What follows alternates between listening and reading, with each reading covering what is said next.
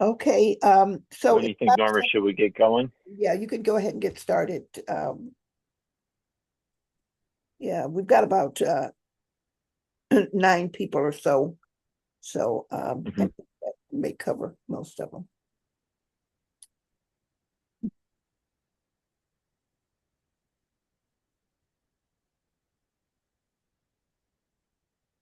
And Norma, do you want to just kick it Oh, off and oh, uh, okay. Oh, I was going to have you do the whole thing there. oh no, I always like when you do the first Oh, part of just at least all kicking righty. off the organization, Yeah, and then yeah. I'll take it Okay, from there quickly. So, sure. Okay, sorry about that. Okay, guys. Well, first of all, thank you all for joining us today and taking out time on your uh, Saturday to be with us. We sure appreciate it. As I was saying before, this is a really, really critical election, and I was just got some numbers the other day or yesterday. I think I was talking to one of our team members, and he said during a good Supreme Court election, like where there's really good turnout for a Supreme Court election, it's about 30% of the voting population. Ooh, yeah. 30%. Ugh. And if we fall, I mean, one, that's shameful.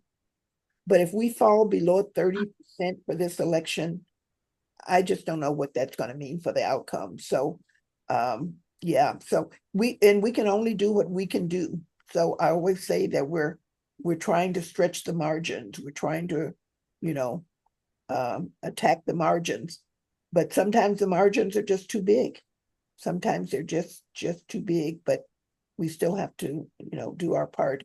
So, souls to the polls. This is a term that you guys will probably recognize. It's a historic reference to the civil rights period when, after the Voting Rights Act was passed in 1965, when we truly became a democracy or started building a multicultural democracy, and people were allowed to vote.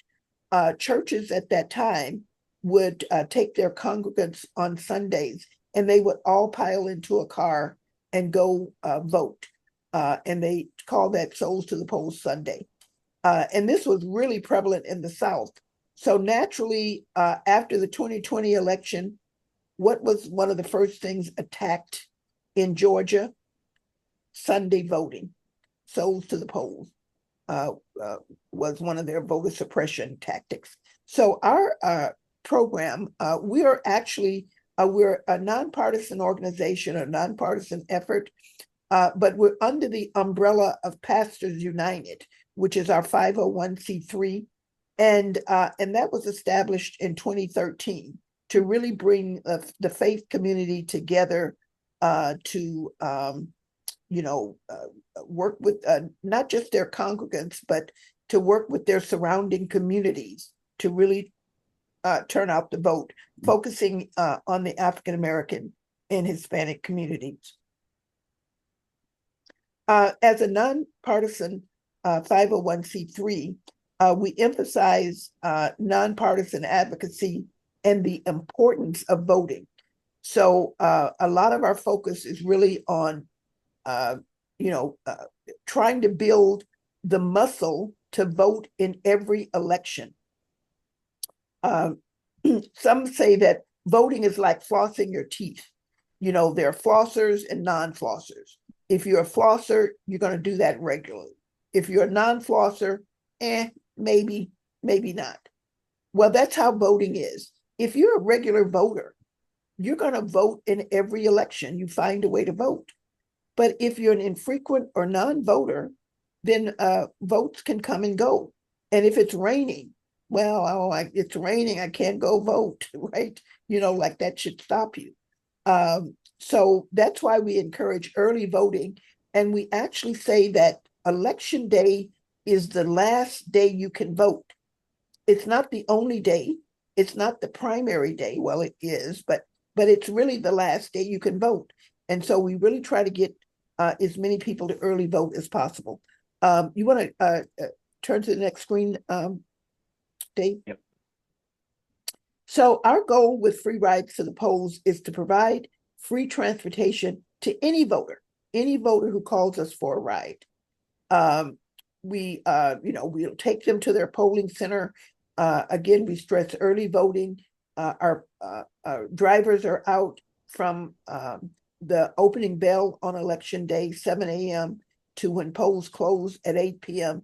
If we get voters in line before 8 p.m., even if it takes them after 8, they can still vote. So we want to make sure that everyone who requests a ride from us is in line to vote by 8 p.m. Our motto is we don't take sides, we just give rides. But that doesn't mean we don't have a point of view. We are not partisan, but we absolutely have a point of view. And so we can advocate for things that are critical to our community. So one of the things that's critical, again, is access to free and fair elections, being able to vote, reducing the barrier of transportation to vote, which is why we provide this program, which is why your nonpartisan or your volunteer contribution, providing your vehicles, providing the gas for your vehicles, being sure that you have the insurance coverage that's needed to provide rights to an individual. Those are all things that are critically important. And in Wisconsin now, you cannot pay someone to take someone to the poll. So when we started our program here, we started in 2020 paying for Lyft rides, Lyft and Uber to take people to the polls. Well, that's not legal in Wisconsin anymore. Wow. So it has to be volunteers. So we can't pay you, we can't pay someone. So your volunteer effort is really important. Volunteering would be like you taking your neighbor, just your neighbor needs a ride. So here, the entire community is your neighbor. So regardless of their political affiliation, and please don't get yourself into a trap with someone trying to do a gotcha, So if someone is really pressing you to tell them who to vote for, or what do you think about this one or that one, just refer them to a resource. Tell them to call the Election Commission or a League of Women Voters if they want voting information. But don't let them pull you in, because they could be doing it on purpose. We did have in 2020, we learned years later that there was this effort to try to sabotage our rides program by calling in a lot of fake rides.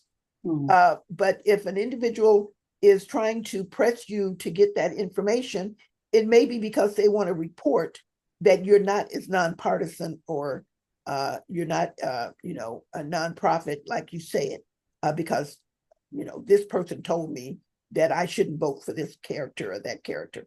That's not what we do, but we can discuss specific issues if necessary. And as I said, direct voters to official resources if they're churning you for that information. Yeah, you want to go to the next one? Yeah, I can take it from here, Norma, give you a break if you want. So I just to introduce myself, my name is Dave Anderson.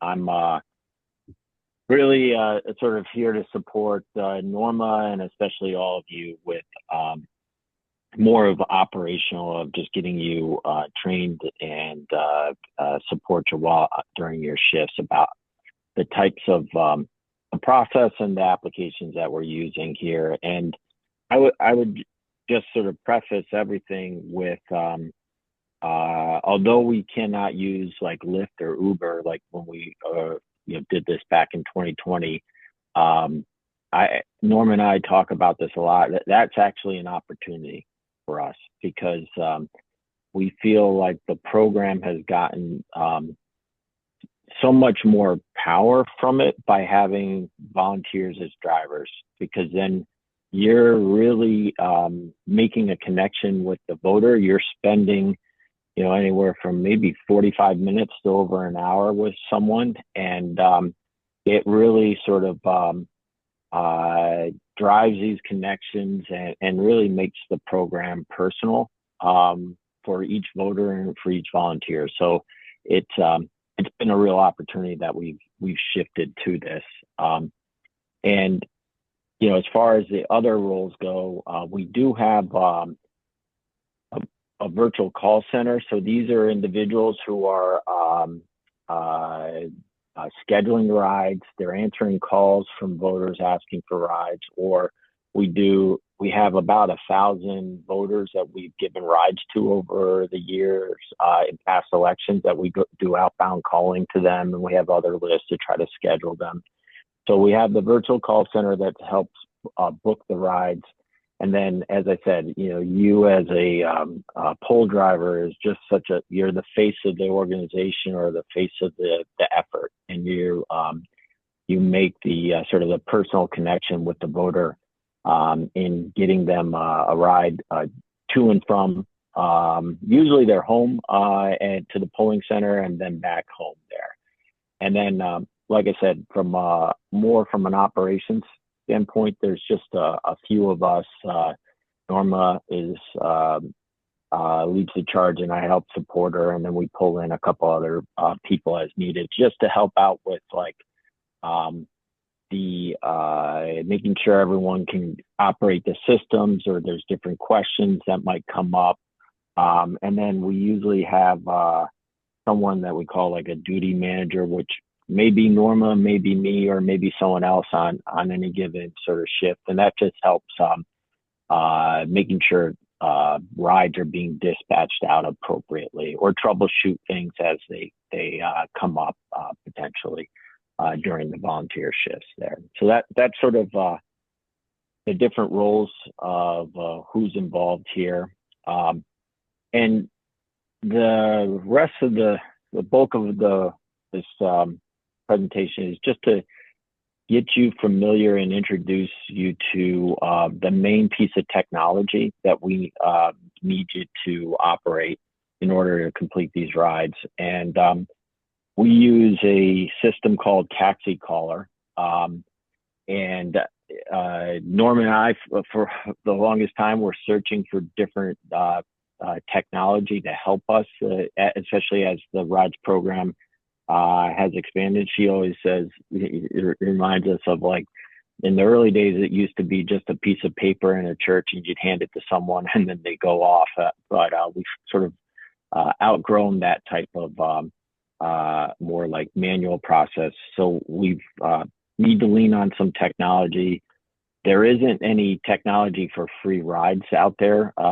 Not surprising. So we're just borrowing different, basically a taxi dispatch software. It's called Taxi Caller.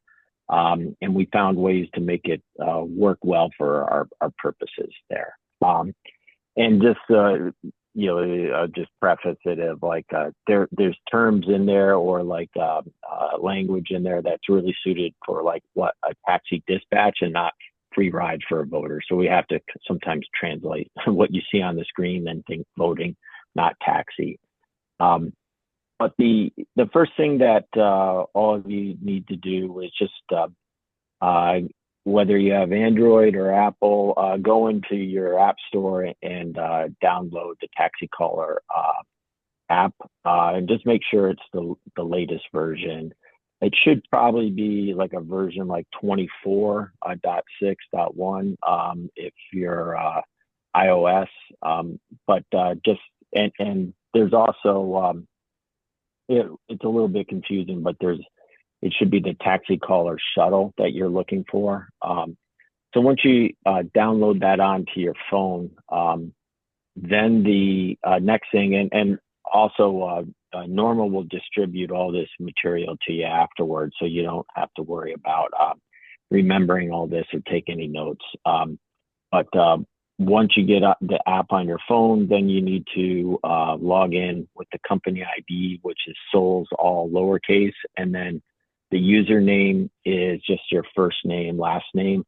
So like for me, Dave Anderson, it would be Dave, _ Anderson. If you have any problems with it, we're using the name that came in on the sign up sheet. So, if I had signed up as David Anderson, I would have put it in as David Anderson. So if you have like Mike, if you enter Michael or Tom or Thomas, right? So just keep that in mind. That maybe try a slightly different permutations of your name, and then like Marilyn, like if you've got I might have combined both of your names or all three of your names together. So just some different combinations that might with the username there, and then password is everyone is a capital S, lowercase tt, capital P, 2023 exclamation point, and just a little explanation. The reason why it's 2023 is this is when we fully adopted Taxi Caller, and we've got a lot of repeat volunteers. So rather than having to update the password each time and confusing people, we just have kind of locked it in at that 2023 year there. And then this is only relevant for once you download the app, relevant for the first time, and that's if you have an Apple phone, you can have a preference on what type of mapping software you can choose between Apple and Google Maps. If it's an Android, it'll just default to Google Maps. So you can think of it as in the app there, it's like any sort of, it would pull in the driving instructions. So like Google Maps to show you that, like, the directions of how to get to the ride that you're going to. So this is just sort of the first time that you're in there, making that relevant for only Apple. So then the next, what I'm going to do is just kind of walk you through the flow of like starting your shift and accepting a ride, completing a ride, and then just ending it. And I'll also just preface it as one of the next steps from this is we offer up like tech sessions for everyone, where basically you just come in and just think of it as like office hours, and I would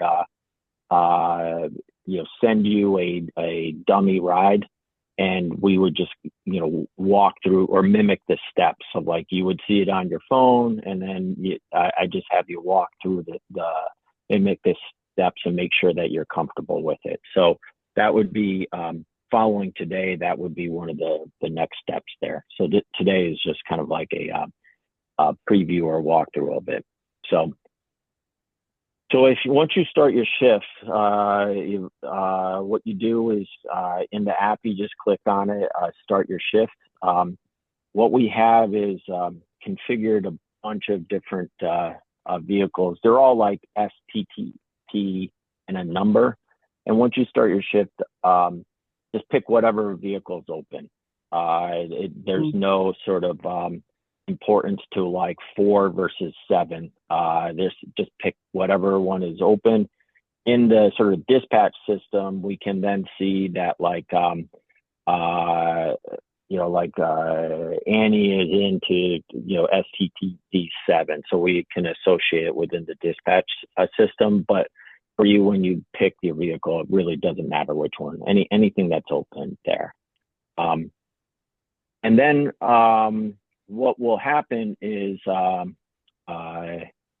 you start your shift, and you might just you're waiting, right? So and then what'll happen is there'll be an alert on your phone that it'll say a job came in, which is basically we've got a voter ride that needs to be picked up. So it'll look like some of the volunteers in the past have said, well, like, my screen is all black. And basically that just means is that there's no jobs or rides in your queue. So you're just waiting. And then the job will come in, and it'll pop up on the phone, something like this, where it'll say the name of the job offer, really the voter, and then I'll have the pickup and drop off. So it's gonna look a little confusing because the pickup and drop off will be the same, usually the same address. because that's where like we're picking them up at their home address, taking to the polling location as a stop, and then we're taking them back to the polling location. So at this stage, you won't see the polling location. You'll just see like a pickup and address that'll be the same for it. And then what you want to do is just accept the job. So it'll come in and you'll get, the phone will make a noise. You'll see the screen come up and you just want to accept it. And then once you accept it, there's different ways that you could see it within the app, the job view or the job queue. But you basically will want to just like click on it and access the ride there.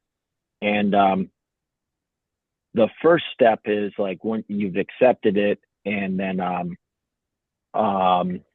before you head over there though, like what you'll see is there's a phone number with that will be put in there with the voter's name and a phone number. And what we want you to do is just before you start driving anywhere, just call the voter and just confirm that they are still interested in a ride, they're still available, and kind of set expectations. Like I should be there in like 20 minutes or I should be there in 30 minutes. I drive a silver Honda Accord. Are you still, interested and available now for that ride? So that just makes sure that like you're not driving all the way there and finding out like, oh, the person's not at home. So you just want to make sure that you've coordinate with them. Then that also gives the voter a little bit of time, right? Like if they're just finishing up lunch or whatever they're doing, that they know that they have, they have to be ready in like the 20 or 30 minutes that it'll take you to get there. So that's sort of the first step, is calling the voter, coordinating with them, providing estimated arrival time, and then just some vehicle details. Also in those notes of the job, there might be additional things that the call center volunteers would put in there of saying that like, the voter is Norma and Norma wants to bring her son with her, or Norma has a walker, or Norma's going to bring 2 of her friends along for it. So it's just some other things to like be aware of, or the voter asks that you come to the side door by the house, right? So there'll be maybe some special instructions there that you can also then confirm with the voter when you contact them before you head on over there. So what'll happen is then once you are on your way, and then once you're there to pick up the voter and you get outside of their pickup location, then just next step is you just call them again and say, hi Tom, I'm Dave, I'm here. I've arrived and I'm outside, across your house or across the street. And again, I'm in that, a silver Honda Accord, right? So you just let them know, and then you just coordinate it, see if they need any help into the car. But then you're off and going from there. And then as part of the workflow, there'll be a button in there, and you just click, arrived. And then so once you're there, then there's this status that says POB, which is just taxi lingo for passenger on board, but that just means that you have the voter on board.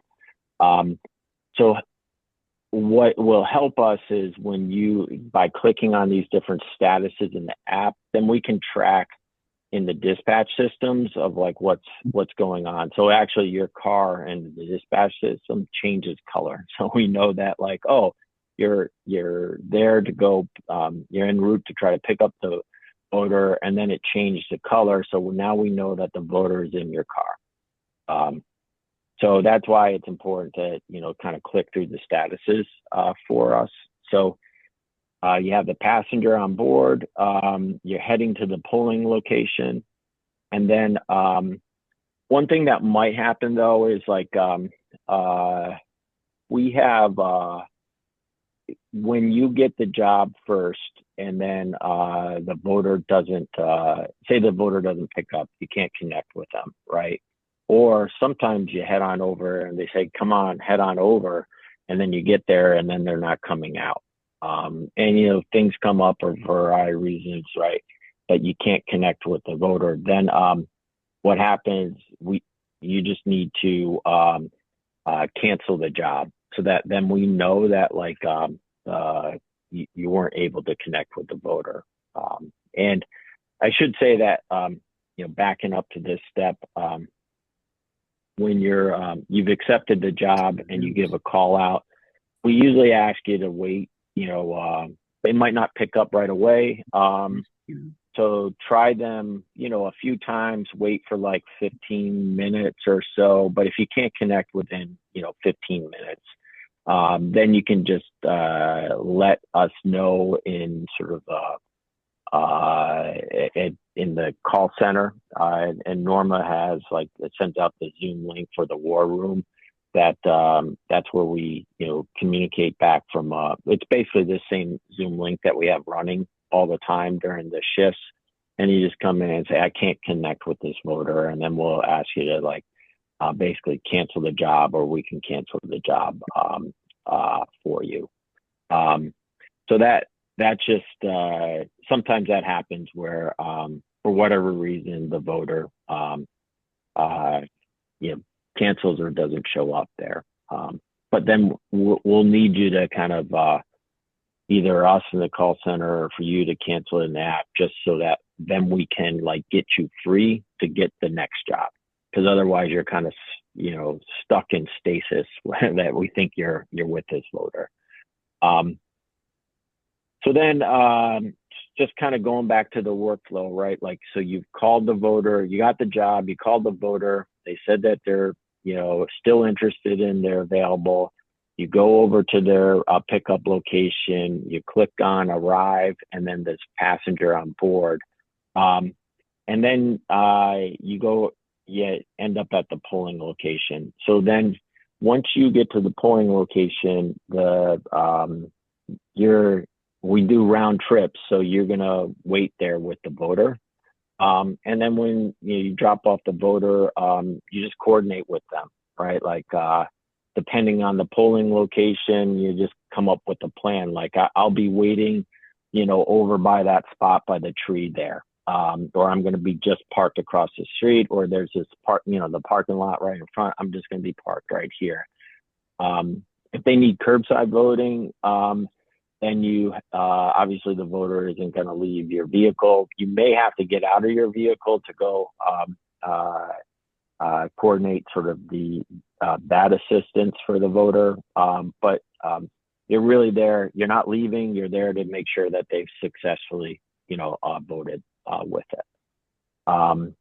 And you on the workflow, you know, the POB, the next thing is just sort of clicking on arrive. That's kind of the signal for us in the app, again, that you've arrived at that polling location. So we know then the voter is at the polling location there.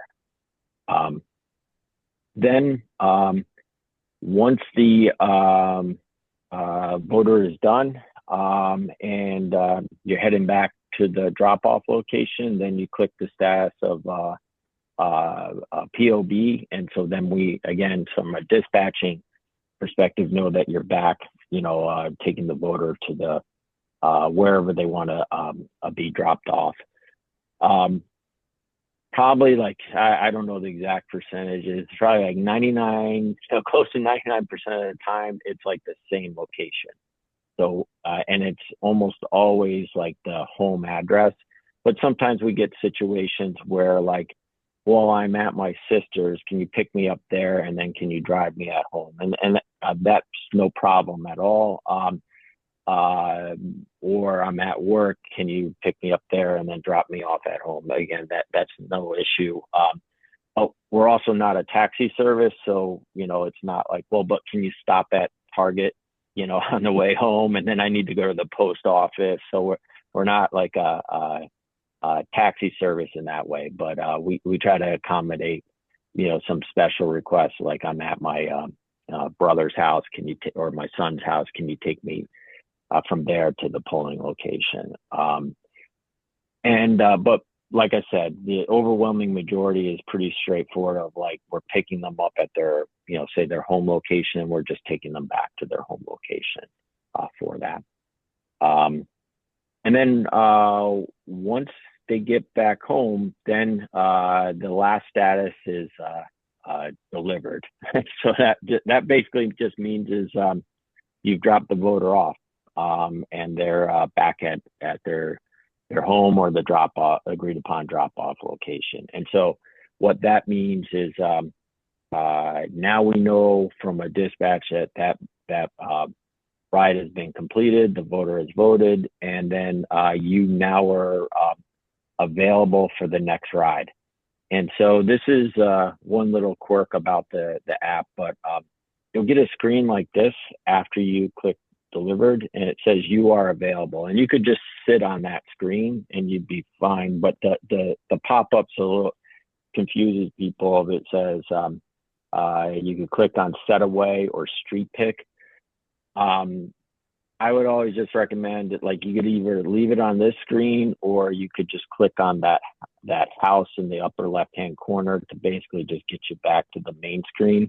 But at this stage, you're then just waiting for the next ride to come in, and it'll be the same thing where the job will come in, offer it up, and then you accept it. So that's kind of the workflow for completing a ride. And then the last thing is when you're done with your shift, just make sure you sign out of the car. So if you signed into STPP 7, just end shift and then you're out of the car. Otherwise, what'll happen is you might drive back home, and from a dispatch perspective, we still think that you're taking rides, and we might still send you jobs for it. So it's just easiest for us from a dispatch, and also, just so you don't have to worry about your phone pinging just when you're done with your shift, just ending the shift. If you've got to take like an extended break, like you need a lunch break, or you need to take like a 45-minute work call, or in between, the easiest thing to do just in those cases, just to end your shift, so that there's no risk of like us trying to send you a job inadvertently. And then you can take your break and then come back in and sign in and pick any other car when you're ready to take rides again. So let me just pause there and just see if there's any questions before I get into the last bit about some of the next steps. But that's just in general the workflow. It's all through the app. It's guided that, like, each step of the way there's a status, and once you've kind of completed that step, like you've got the voter in your car, you just kind of click on the next step. You show up to the polling location, click on the next step. The voter comes back out from voting, you click on the next step. So it's just kind of meant to, like, each step of the way for you to kind of update that status there. Hi, Dave. There is some place in the screen that we can click on to get the Google Maps activated to give you that address, and I forget where that is. Yeah, I think it's what you can do is, it's usually, I think it's up in the top of the screen. So you click on it, and then there will be the either the GPS or but then, yeah, exactly, Wendy, it'll basically the Google Maps will open up, then it'll give you the directions there.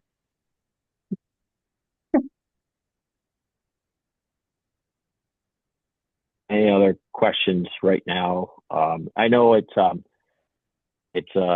guess a little theoretical right now. excuse me, what if there So, is like an hour wait at the poll? Yeah. so um, in extreme lines, right? Like we will Yeah. just go into the war room and then let's talk it through of what to do. In general, what we always try to do is have you wait there for it, just because even like in an hour long wait, the coordination becomes complicated because then we need to get another driver over there. We have to get, let the voter know of who the new driver is, and making sure that the other driver is there when the voter is done. So in almost all cases, we have you like wait, but there are cases where there's been like, very long lines, or it's raining, or there's other complications, but then we have to try to coordinate and have people drop off. But only do that after someone and sort of you jump into the war room, and we've sort of come up with a plan for that. Dave, I may have missed your explanation, but the pages that show passenger, that tab there in white. Mhm. What was that for again? Or how do we handle that one? The It was just the one that this you got off of. You just right there. Show this one. passenger. Show passenger. Oh, yeah. So that's something you don't need to worry about that button. Really, it's you see like these blue buttons. Those are really the status buttons of that you need to that changes the status. The show passenger. So this is one of the quirks of the taxi system of like, we could set it up. There's some taxi systems that like require like the driver to show some ID to the passenger, and they can't like get paid for the ride unless they verify all this stuff. We obviously don't care about that. So it's really the blue statuses, Diane, that matters most. Okay, thank you.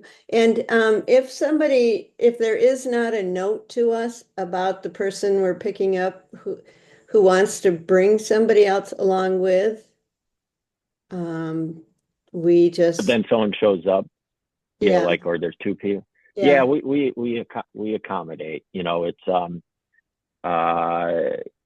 obviously if they try to bring like 9 people, your car probably can't support that, right? So, but it's always within reason. I think sometimes there's situations where someone's like, I need to bring like my baby or toddler, and I think in those cases it's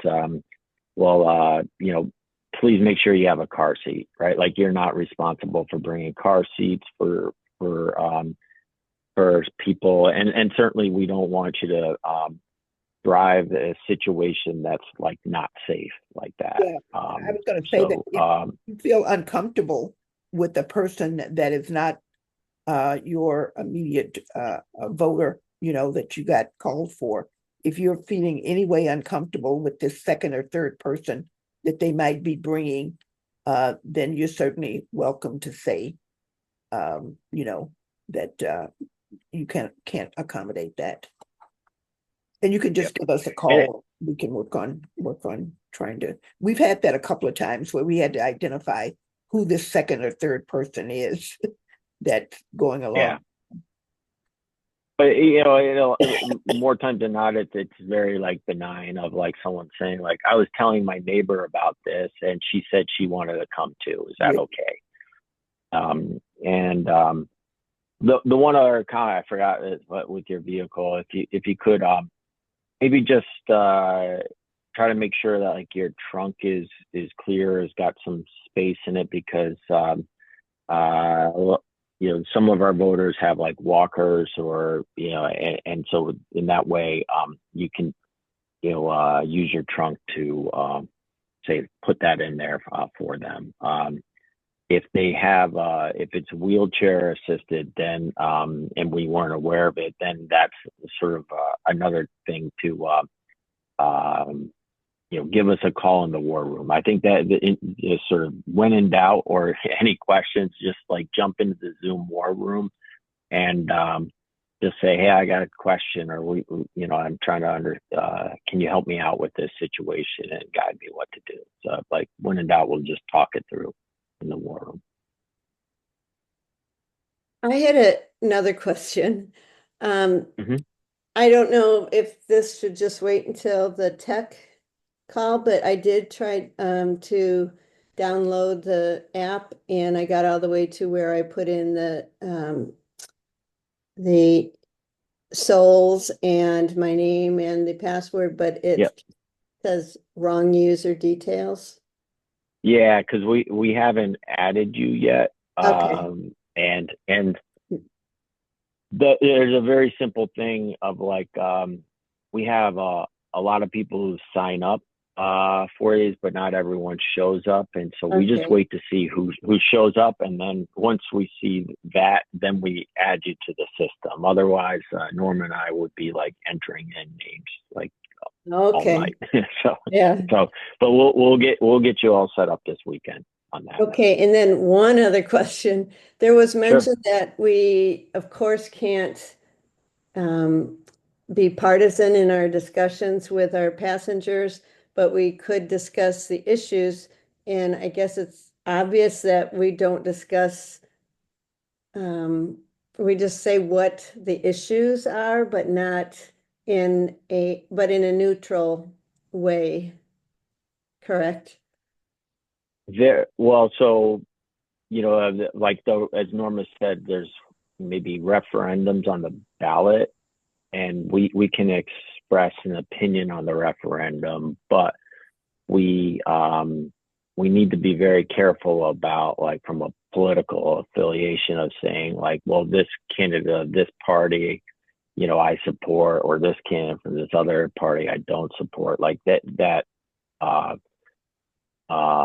partisan is sort of like the black and white line. Like we have to be nonpartisan, but like on an issue like there's a specific referendum, that's fair game to share opinions on like what we support as an organization, or And even have a conversation with the voter. So when you begin dealing or delving into sort of these open-ended discussions about issues, it's too easy to kind of take that too far in Yeah. terms of expressing your opinions about certain things.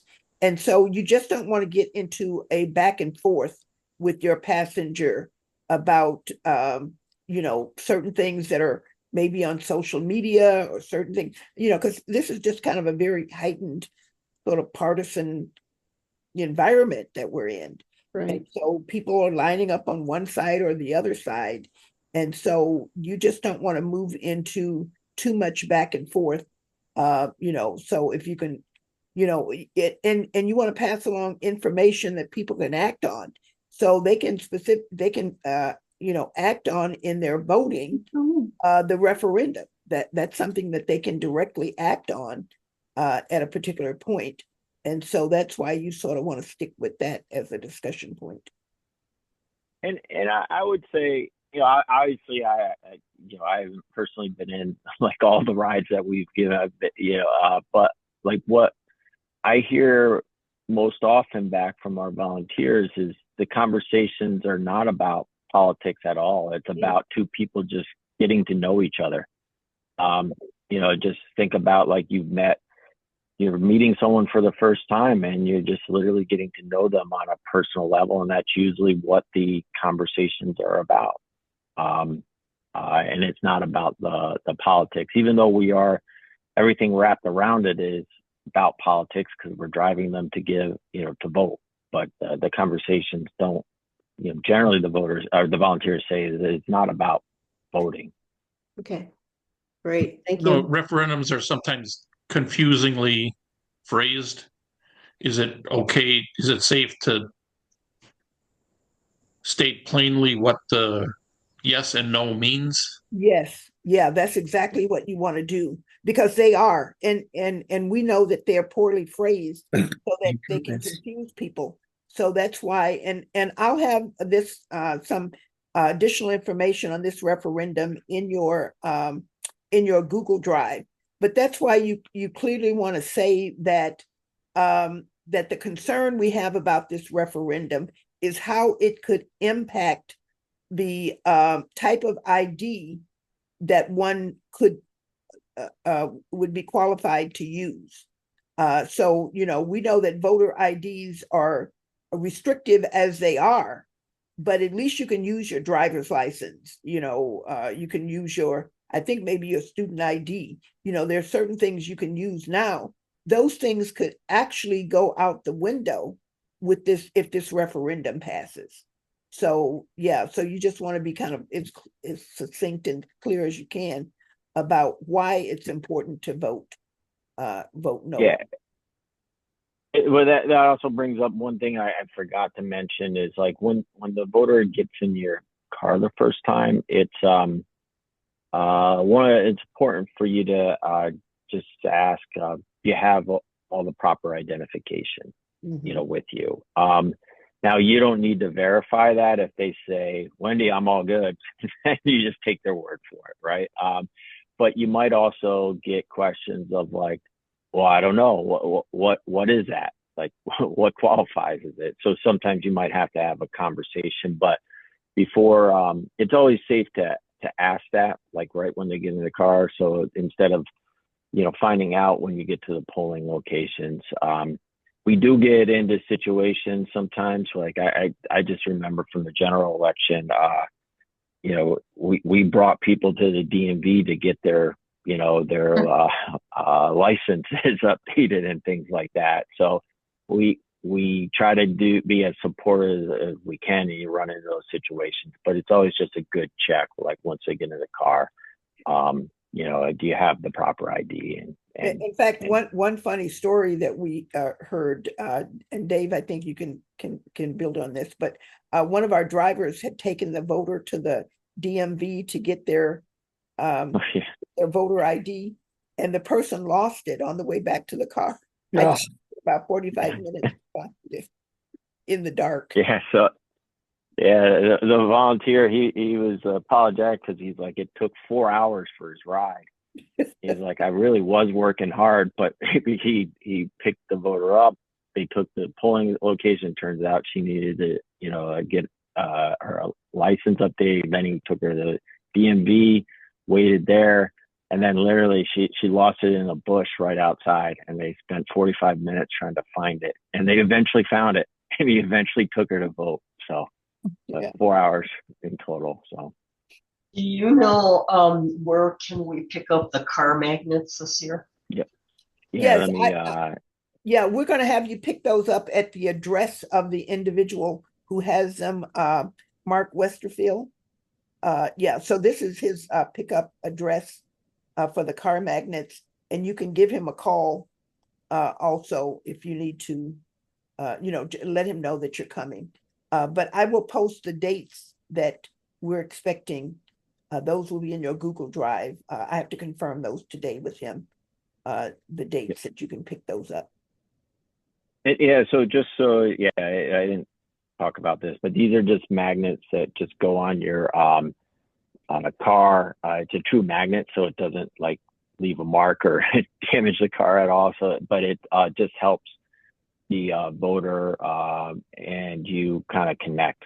So, you know, if you think about like the experience of ever like getting an Uber or Lyft, like you're looking for that little Lyft, you know, sign. This is a big magnet that helps the voter know that I'm supposed to get into this, you know, Honda Accord. I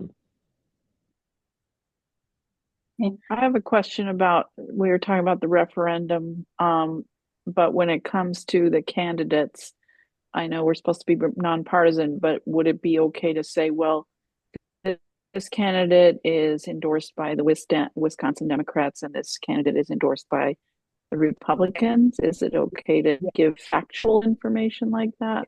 Yeah, you can say that. this candidate is endorsed Okay. by the Democratic Party, this candidate is endorsed by the Republican Party.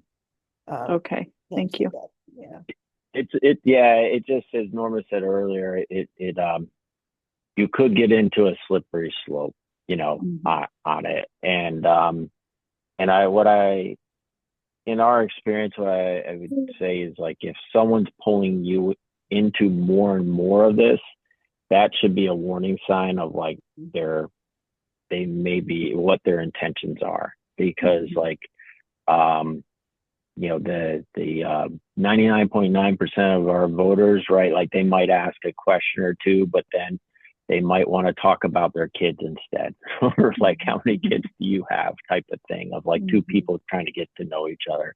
So it just, maybe just be on the lookout if someone's asking like repeated questions, trying to like draw you into that maybe you can, if you find yourself in that situation, it's always just safest to say, hey, there's a lot of great resources on, myvote.gov, and you could, learn all about it there. and you might say, all I know is that this person Yeah. endorsed by or whatever. That's about all I know. Yeah. Yeah. Now, you mentioned a ping that we'll hear when we get called to make a pickup, but could you describe in more detail, if there is any more detail, about how we know when we're being notified? It'll be, and so in the tech session, it'll become clear, but like, on your phone, like, it'll make a noise, and this will pop up, so it should be pretty obvious that this is coming in for you. So just make sure your phone's not on silent.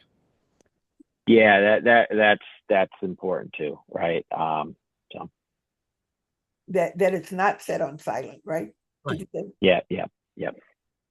And when we go to pick them up and there's a pause, do we only make contact by phone, or can we go up and knock on the door? You can go up and knock on the door. Yep. Yeah. And Yeah. if the person lives in an apartment building and you're not sure where they are, that's when you may just want to try to wait for them. But if it's a single family home and they're not coming out right away and you want to knock on the door, that's perfectly fine. Yeah.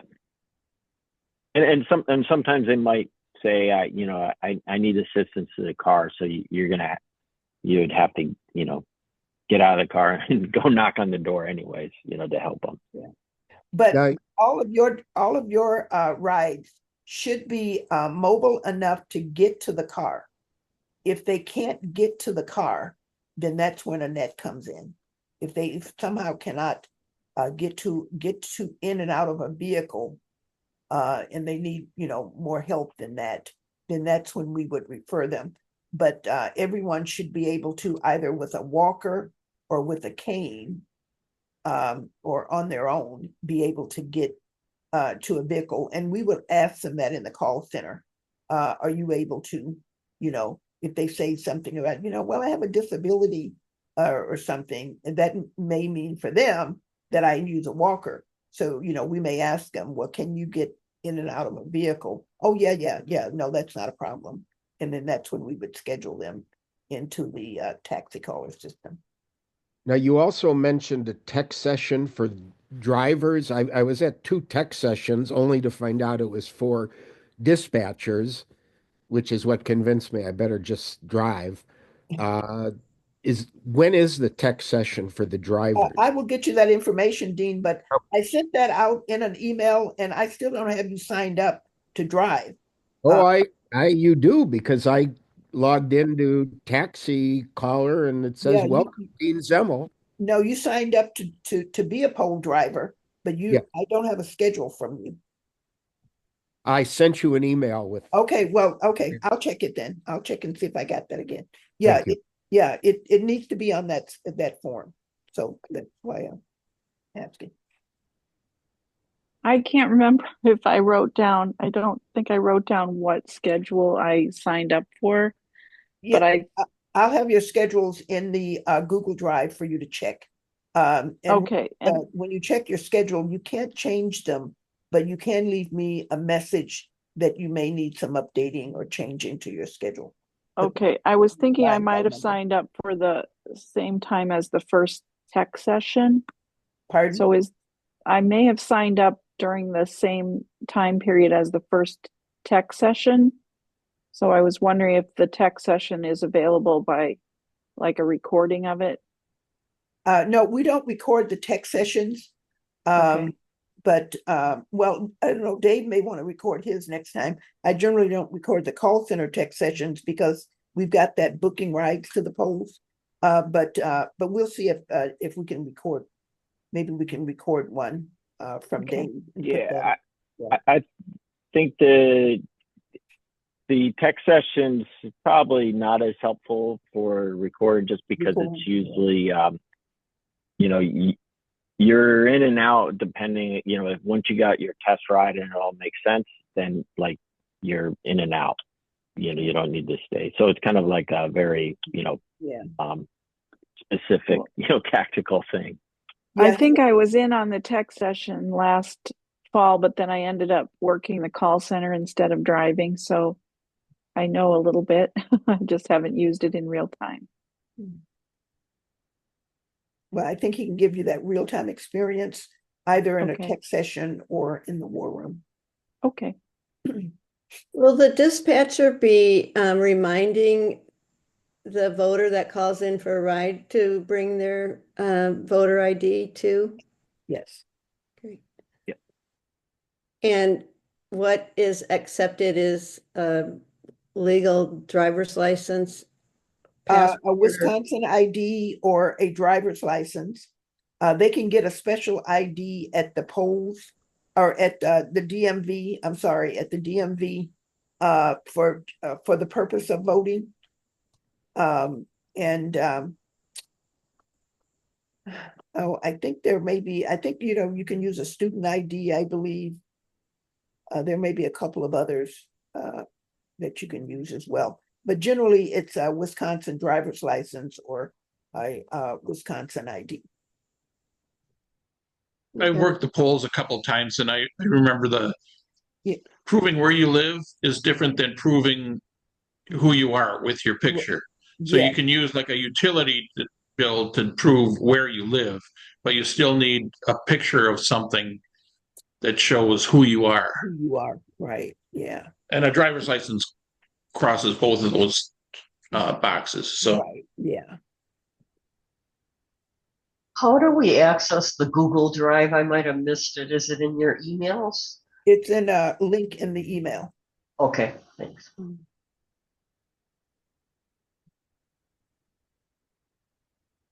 Okay. Are you guys getting my emails Yeah. and getting them and Ton of getting them and getting them? Oh, yeah, that's, Yeah, I do apologize for that, but I've tried to go through and sift out names, but when I'm doing my large list, it's really hard to sift out just a few names that I don't need to send to. So I end up sending them repeatedly. So just ignore them. And please, if you have signed up once on the form, you don't need to sign up again unless, of course, you're going to change it. But if you're going to make changes, don't do it on the form now. Do it in the schedule, your schedule in your Google Drive. Make those comments there for changing. So I got a couple of emails from the Souls to the Polls, but I don't see a link to a Google Drive on them. Okay. I'll go take a look at that again. I sent that earlier in the week. It was I don't know if I sent more than once. I sent that to everyone that had signed up for the training, got an email confirming that, and it should have been in there. But let me take another look and see how I can get it to everybody again. yeah, I don't know who I get more emails from, you or political donation requests. Oh, okay. You might Yeah, get I from us too. This email that I got does say it's a confirmation of driver training registration, but there's no link to a Google Drive on it. Okay, well, let me find out which email I sent that in, and I'll get that over to you, Diane. Okay, Yeah, thank same you. here. Same here. I just checked my email and there was not a link to the Google Drive. Okay, Same for me. all righty, well, we will, And for me too, yeah, Norma. you know, Marilyn, Han, actually, too. you know, actually, that may have been, maybe that's supposed to come with this recorded message, because we are gonna send this recording out to everyone again. So you'll have Yep. that, Oh, okay. and then I will, yeah, I'll make sure the Google Drive link is with that. Yeah. So that might have been the call. So I have what is the difference between this training and the tech training? I thought this was the tech train. I mean, do we had, Yeah, the tech session is just, think of it as like more of office hours where what I'll do is I'll work with you and just send over a dummy ride in the app so that you can see okay. what it looks like in the app, and then kind of mimic, say, like, Marilyn, now imagine the passengers on board, click this, and we'll just kind of go through the steps in the So app. I don't need to do that because I've driven before. I've done this before. Yeah. No, Yeah, as long as you're comfortable with that, then you're Yeah. fine. Yeah. I just need, I don't, and are being included in to sign in, that's not still valid from last time because I can't remember what my username was. Let me see. Probably. Or do I, or did you eliminate all of them and now you have to reassign them? No, they should still be in there, and let me see what.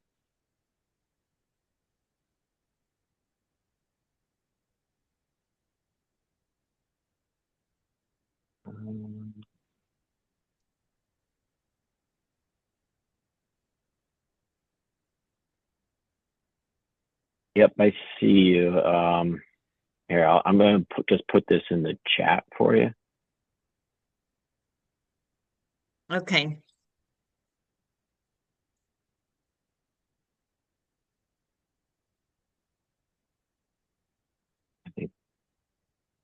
Okay, there it is. Okay. That's the funny give that one. a try. If it doesn't work, then I'll we can try something else. But that's how I have you in the system right now. So Okay. I will try that. Okay, so did everyone get their questions answered? Yes. Okay, so we're about 10 minutes over.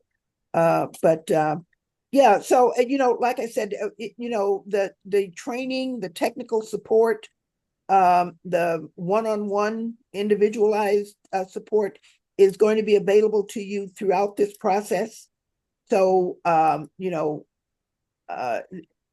will make sure that you all have the dates for the each of the tech sessions. Come to any of them that you choose to. If you miss coming to a tech session and you still want to get that experience of, and we would recommend that before you actually start your shift, that you do get the experience of walking through that app, of seeing what happens when you get a request. What does that ping sound like? What does it sound like? So you can recognize that. And then how do you walk through those different stages? How do you not freak out if you see a black screen that something's wrong with your phone, because it may not be. So anyway, yeah, so it's good to try to get that experience before you're out there. But also to recognize too that you're going to start at home. You may not be on the streets until you actually get your first ride request, and then you come out to start working. If you're, we're going to try to have a hub again, but that hub is on election day. I'll give you that address for the hub, which should be the same location. And the hub would be just to stop in, maybe have some refreshments, and to, connect with fellow drivers. But generally, you're going to be, maybe waiting near a polling place or waiting at a restaurant, or if you're close to home, going back home and waiting for your phone to ping. Is it more typical to have ride after ride after ride, or ride Mostly sporadically? mostly on election day, except that with these additional people that we can schedule, we might have pretty back-to-back situations doing early voting. It just depends on whether the message is really getting to folks as to how critical this race is, and whether or not we can on the phone convince them that we really need them to come out and vote. So yeah, but it's a little hard before you get into that to really know.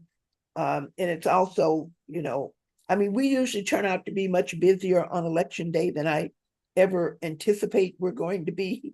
But it's hard to know how critical the election is until we're in the throes of it.